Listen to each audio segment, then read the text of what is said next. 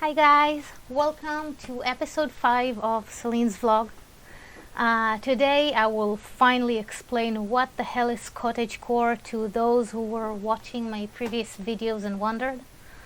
I feel this is less necessary in English because there's a lot of great videos out there that explain it. I think it's more valuable to the Hebrew speakers on my feed. But since I made the Hebrew version, I'm gonna make the English version as well. So this video is going to have 3 parts, and I'd like to start from the end. So in the 3rd part, I want to show examples of how I made my own home a little more cottagecore without really committing to any lifestyle, because I can't. In the 2nd part, we're gonna go into Wikipedia and Instagram and basically see how other people define this aesthetic and the lifestyle. And now for the 1st part, I want to show off my outfit. This is a fit.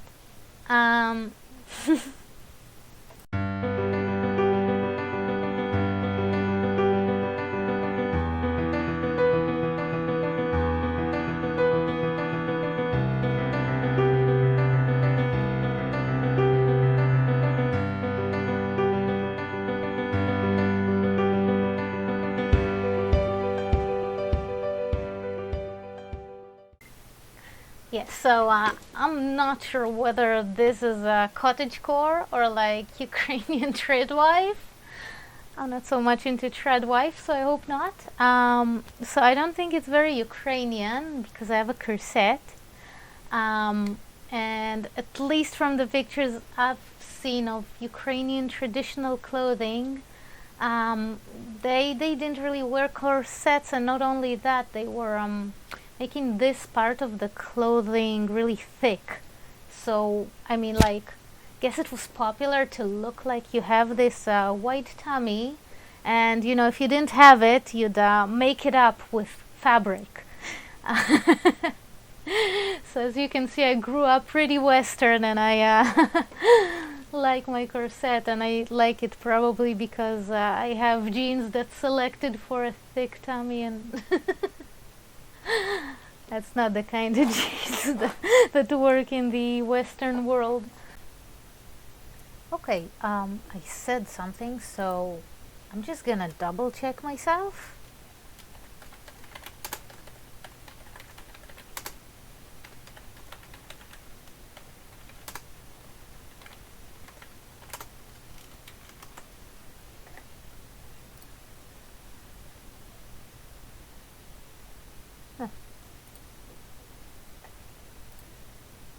Well, okay, these somewhat look like customs, but actually, like, they all seem to have more of a waist than I thought. Interesting.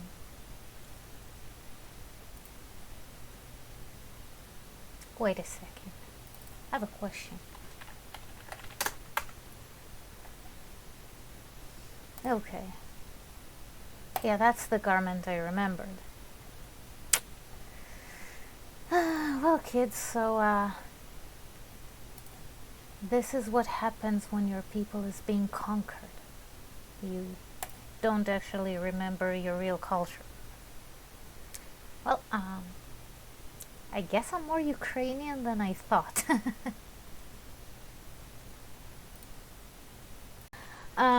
So another thing I saw in the online communities, like Facebook groups and things like that, is like generally in the whole world of internet aesthetics, would be like thrifted clothing, secondhand clothing. So this is a secondhand shirt. I got it from somebody, and the skirt is actually hand sewn by my mom. Rest in peace, mommy. This is actually tablecloth. This is 100% tablecloth. My mom's a genius. She was really good at sewing. The story of this is actually I back at 2005. I never heard of cottagecore. I don't think it existed back then. But my my interest at the time was Lolita fashion, and my mom was really good at sewing, and sewing is a big part of both these fashions. And so I asked my mom to teach me how to sew because I wanted to make my own Lolita clothing. And well, what happened was, in the end, she just made it all herself because I was a little prick. I've shown her a few pictures of what Lolita is, and actually I think it turned out a bit less Lolita and more like kinda resembling Ukrainian traditional clothing from the patterns and colors at least. But actually that's not such a bad thing. So one thing we're gonna see is that cottagecore is my baby who's being cute, who's being so cute, I love you. So one thing that we're gonna see is that it was very based on Western rural lifestyles and, you know, life on the farm. But every culture around the world pretty much had its phase where it had been like mostly rural. A lot of people lived in the countryside, I mean. They were working, they had farms or they worked on farms, they were living this rural lifestyle. And so cottagecore, I would say, actually looks a little bit different for each person depending on their own ethnicity and historical background. So yeah, I'm actually kind of glad to have this skirt while I'm talking about this topic today. So, as I've already mentioned one half of my roots, today is actually the Hebrew Love Day, Love Day evening, Tu B'Av. So, if you're celebrating, happy Tu B'Av to you on this day, which marked the beginning of the grape harvest. Cottagecore. The maidens of Jerusalem would wear borrowed white garments and dance in the vineyards. Definitely not red wife.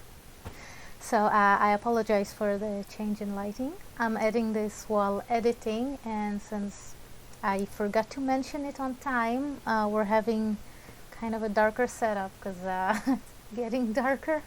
So before it's completely dark, on this romantic note, of course, I'm not going to go into the Facebook communities because those are closed groups, and like if you're interested, you're more than welcome to join them yourselves. I'm just not going to take out content from closed groups. So let's go on to our next part. The second part would be to dive into the depths of the net and see how the cottagecore community defines itself. Okay, so Cottagecore doesn't actually have a Wikipedia page, but it does have a page on Aesthetics Wiki. That's aesthetics.fandom.com/wiki/cottagecore. I'm gonna leave a link in the description. Right off the bat, we see this photo, which is very cottagecore, of course, of a clothing line with clothes hanging on it. It's beautiful. It's one of my least favorite parts of cottagecore because I really appreciate washing machines and dryers, but this is a big part of the aesthetic, you know, like life before electricity. So cottagecore, also known as farmcore and countrycore, is inspired by romanticized interpretation of Western agricultural life. It is centered on ideas of simple living and harmony with nature. I'm not going to read the whole thing, it's very long. I marked myself in advance like the most important things for us right now. Main visuals include nature, like fields of grass with small wildflowers, forests, but this is almost always with signs of human involvement. So like fences, bridges, clotheslines, picnicking, and also natural objects depicted with humans interacting with them, like pressing flowers, drying herbs upside down, turning flowers into crowns, cooking, baking. This includes also animals, which is domesticated animals like cows, cats, dogs, ducks, rabbits, and sheep, or wild animals, mostly like forest animals. So it's frogs, mice, butterflies, squirrels. Another thing that's very prominent is food. Food which is the result of foraging, like baskets full of mushrooms, berries, and other fresh fruits, or baked goods like bread, sweet foods, fruit pies, jars of jam and honey, pancakes. Another thing which we see a lot is like books, journals, and letters. Like writing, but before electronics, before we had emails and computers, everything handwritten. And also illustrations, like the ones we would see in botanical encyclopedias, and in children's books, like fairies and anthropomorphic animals. Now, fashion that we might see, usually very impractical outfits. They don't work for farming and gardening in real life, but they look good on the internet, and that's why people love them so much. We're talking about longer, loose-fitting, flowy dresses and skirts, big pockets, puffy sleeves, button blouses, naturally occurring or faded colors, patterns like stripes, or floral patterns, embroidery, a lot of embroidery I see. It includes plants, animals, and insects, handcrafted accessories like jewelry or knitted hats, socks, and outerwear, shorts, overalls, lace, and as for hair, it's like something like two braids or loose waves. I'm gonna skip all the media. It's a nice long list. I'm gonna skip the politics as well, music. I'm gonna read through the activities which are depicted. That includes picking flowers, sewing, knitting, crocheting, embroidery, gardening, writing a handwritten letter to family, writing poems, picking fruit from your garden, weaving flower crowns, picnics, baking, painting and drawing, building a birdhouse, reading, swimming, walking in the woods, making fruit preserves, and catching bugs. I'm not gonna go into subgenres, and we're gonna be looking at the photos here in the gallery. So right off the bat we see this cow in a flower field, very cottagecore. We got this cottage overgrown by flowers, ivies, very green, very like harmony emitting image. We got a clothing line again. I don't see this is the best way to hang clothes, even in that kind of setting, but it just looks really nice in a photo. This a very green, natural looking area, but with a human tub. I don't think this is actually supposed to be a tub for bathing. I think it's more like a human made pond. We've got drying flowers on racks. We got picking fruit. This is oranges or apples, I'm not sure. We got a fairy ring, which is a ring of mushrooms.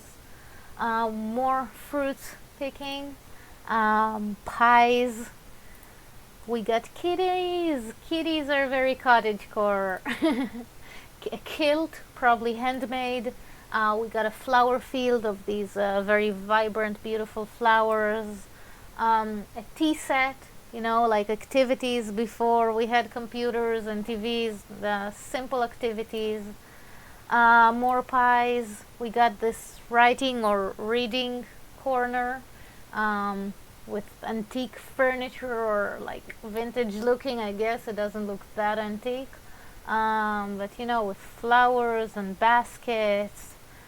Now we see a bit of the clothing, this white dress with a little bit of a puffy sleeve and flowers in her hair.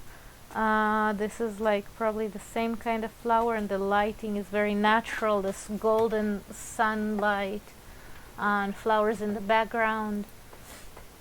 We've got a big field, very natural view, but with a fence, of course, so we can see, and what looks like farm fields at the distance. We see nature, but from a window with these flowery patterned curtains. More flowers that are surrounding an antique looking window. We've got a basket, a picnic basket, of course, with books and fruit. This looks like men's fashion. That might be associated, also older looking, I guess, with this trench coat, maybe from the beginning of the 20th century. This is women's clothing. She's got a wig, I'm not sure. I mean, I don't think wigs are very cottagecore, but the dress looks more cottagecore. It's this white, loose-fitting dress with lace on it.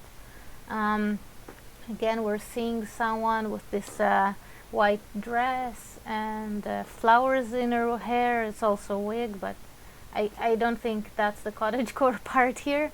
We've got the natural setting. She's going into a forest. The movements are very cottagecore. If you've seen the show, you know they're always at nature. They've got homes, but it's homes that don't have a lot of technology, and they're usually hanging outside and like in very natural settings. We're seeing again fruit picking. I don't know, this might be berries or cherries. And we're seeing very impractical dress in a flower field, but it's beautiful, and that's like part of the aesthetic. Like, I wouldn't go out to a flower field with this kind of dress, but that's what the pictures are depicting. They love it. We're seeing flower fields. I think we're starting to repeat ourselves, so let's go on to hashtag Cottagecore on Instagram. I think I've been blabbering enough, so I'll just show you the stuff.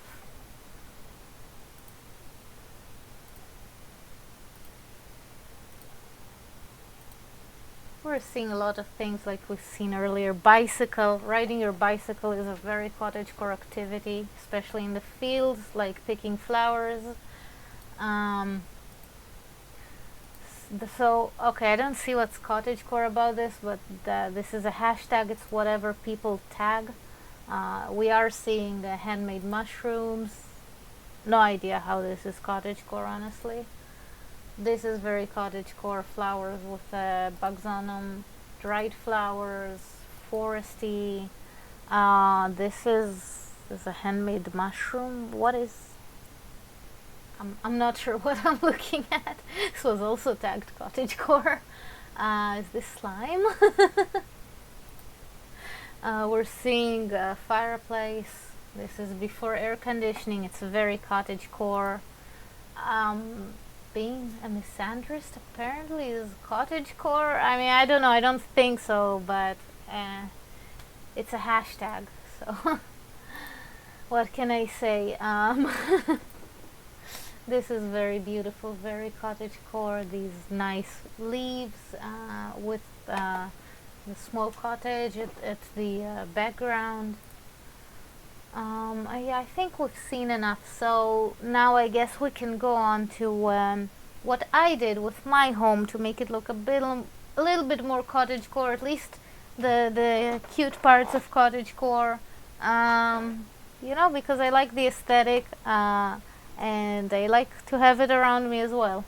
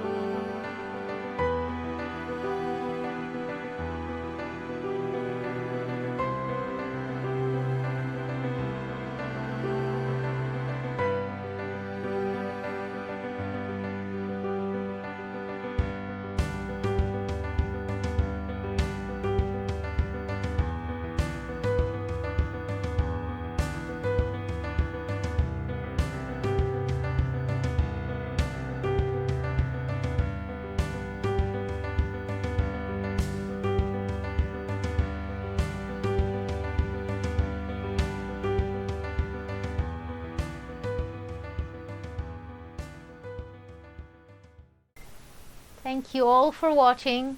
Like my video, subscribe to my channel, and share it with everybody if you want. Have a great weekend.